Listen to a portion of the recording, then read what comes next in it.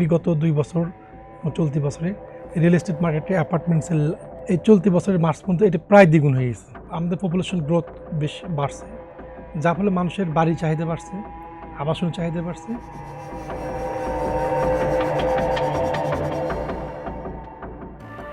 অ্যাপার্টমেন্টের দাম তো রাজধানীর সবগুলো শহরেই বেড়েছে। কিছু আবাসন কোম্পানি আছে তারা অনলি লাক্সারি অ্যাপার্টমেন্ট তৈরি করে।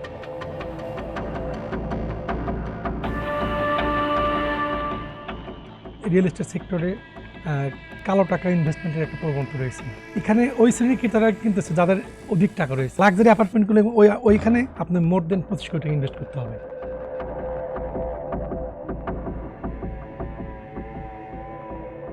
অনেকেই আছে ঢাকায় থাকে দীর্ঘদিন, নিজের একটা আবাসন চাহিদার কারণেই বিভিন্ন জায়গাতে অ্যাপার্টমেন্টগুলো কিনতেছে। আর একটা ক্ষেত্রে প্রবাসীরাও অনেক সময় হিউজ টাকা আর্ন করে, এই টাকাগুলো কোথায় ইনভেস্ট করবে?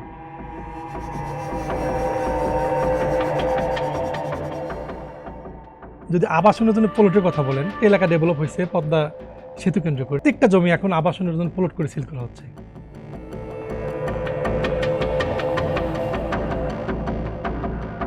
অনেকগুলো বেসরকারি আবাসন প্রকল্প হয়েছে পূর্বাঞ্চলের আশেপাশে।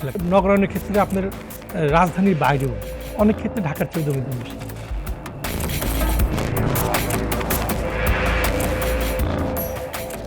এক্সাক্ট বলতে পারবেন না ওই কোন প্রজেক্টে বা কোন এলাকায় ইনভেস্টমেন্ট বেশি হচ্ছে। গত বছর অর্থ বছর ছিল 3.68% প্রবৃদ্ধি। 21 সালের অ্যাপার্টমেন্টের সেলের দলিল হয়েছিল 11,000 কোটি টাকা মূল্যের অ্যাপার্টমেন্ট। 24 সালে এসে প্রায় দ্বিগুণের বেশি।